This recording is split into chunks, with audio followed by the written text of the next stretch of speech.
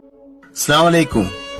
കോഴിക്കോടുള്ള സ്വദേശി അജ്മാനിൽ വെച്ച് വാഹനാപകടത്തിൽ മരണപ്പെട്ട് മയ്യത്ത് നാട്ടിലേക്ക് കൊണ്ടുപോകാന് എല്ലാ പേപ്പർ വർക്കുകളും കഴിഞ്ഞ് ടിക്കറ്റ് കിട്ടിയത് വെള്ളിയാഴ്ച വൈകിട്ടാണ്.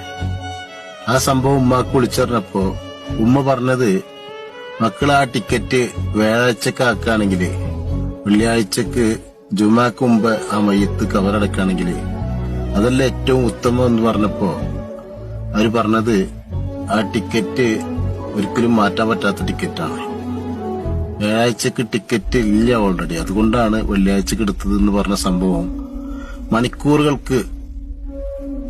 മണിക്കൂറുകൾ ആവുമ്പോഴേക്കും എയർലൈൻസിൽ നിന്ന് അവർക്കൊരു മെസ്സേജ് വന്നു, ആ ടിക്കറ്റ് ഓൾറെഡി വ്യാഴാഴ്ചക്ക് മാറ്റിയിരിക്കുന്നു, വെള്ളിയാഴ്ചക്ക് ആ ഫ്ലൈറ്റ് ക്യാൻസലാണ്, അതുകൊണ്ട് ആ ടിക്കറ്റ് വ്യാഴാഴ്ച കൊണ്ടുപോകുന്ന പറഞ്ഞിട്ടുള്ള മെസ്സേജ് വന്നപ്പോ അവർക്ക് അന്തം വിട്ടുപോയി.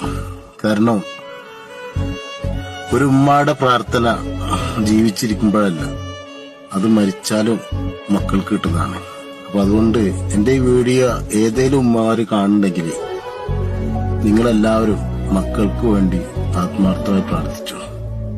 നിങ്ങളുടെ പ്രാർത്ഥന അല്ലാഹ് ഒരിക്കലും കേൾക്കാതിരിക്കില്ല. അത് മരണത്തിലാണെങ്കിലും ജീവിച്ചിരിക്കുന്ന കാലത്താണ്.